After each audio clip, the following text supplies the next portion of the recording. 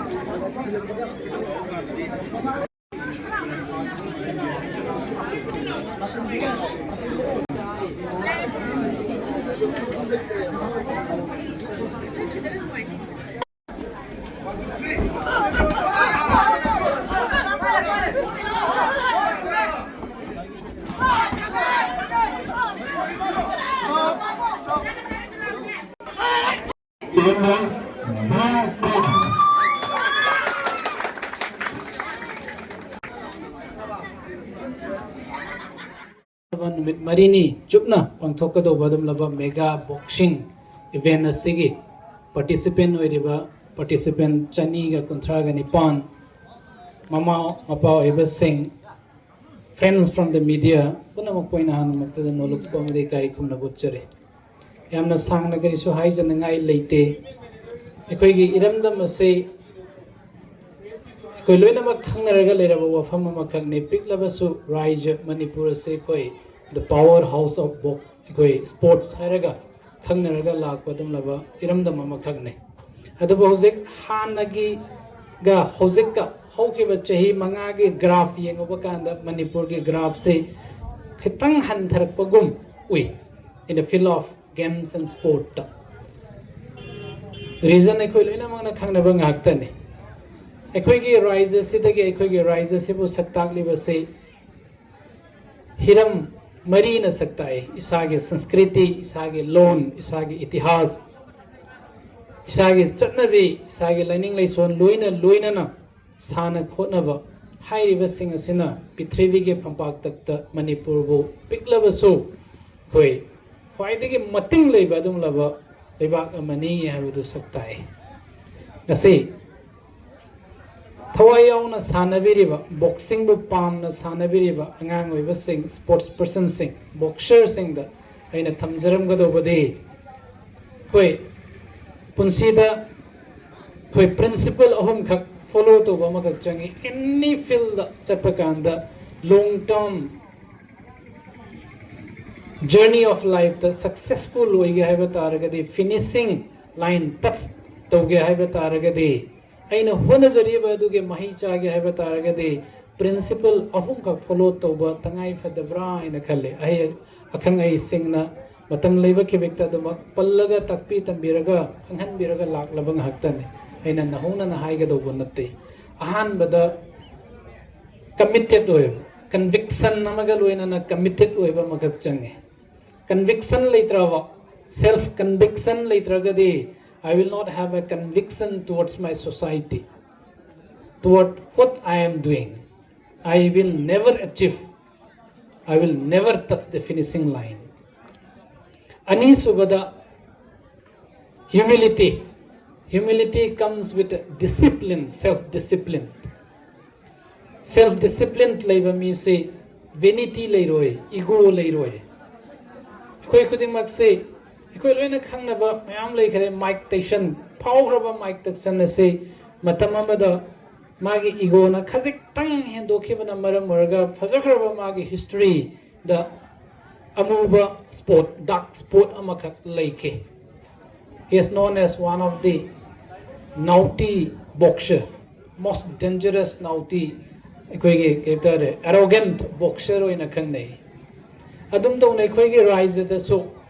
Poramba boxer ama Kwe Maraiva Tiki. Adu Amaka Halaki trek the Halapaka it was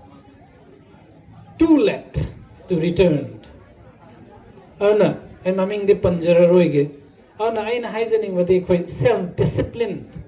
later. Adu Evataragadi, vanity. Laane, ego laane isada charum kaiva. The difference between self-confidence and overconfidence is as thin as we cannot see with our naked eyes sometimes. Anna, ahum suba principle, there is no shortcut to success in life. Punsida mai pakpa haiba pot say shortcut season naraga mai pakpa is amahuba late. Long-term strategy, long-term hard work, long-term planning.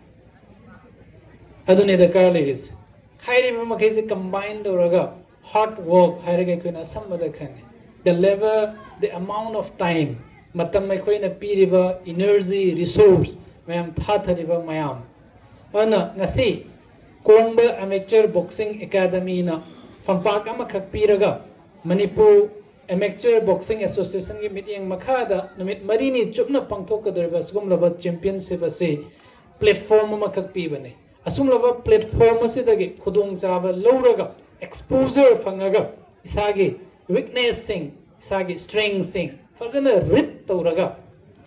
मतंगे next level द चटना नवगे next step थांग नवगे अदम लबा platform में कभी न लोरगा कोई थवाई याऊना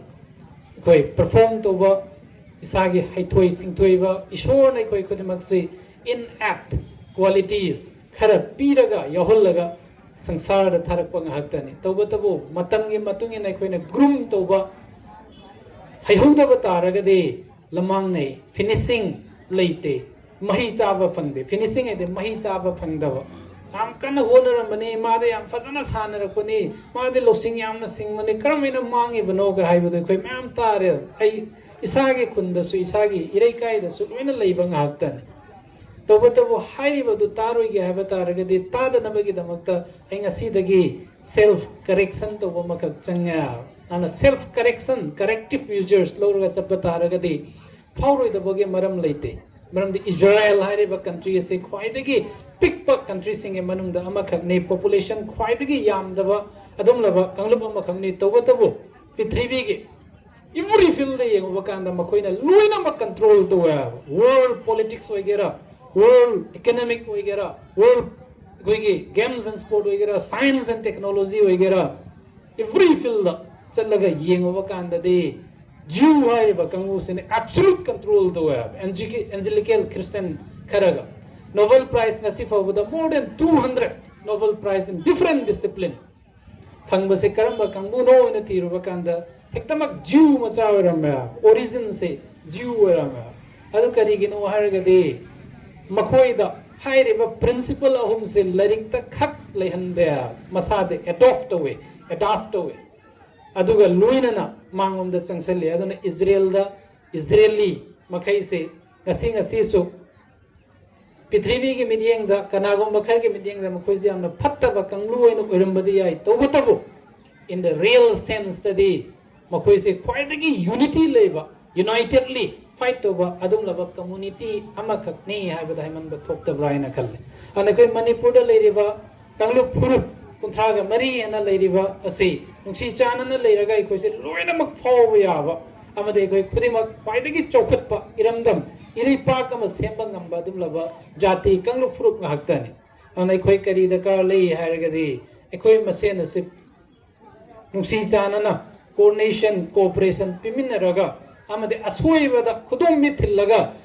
asoiba do da sum nok naraga leiba nata asoiba do semdok na ba chungthok na ba adum laba khudong chaba piba amade phanghanba adu khwai da ge mathau tabra haina khalle an ai chokhatpa hanagi real sense ta leiba dum laba the powerhouse of sports haibado amuk kana one thok phangnana bo hona badai koi khudimak financially technically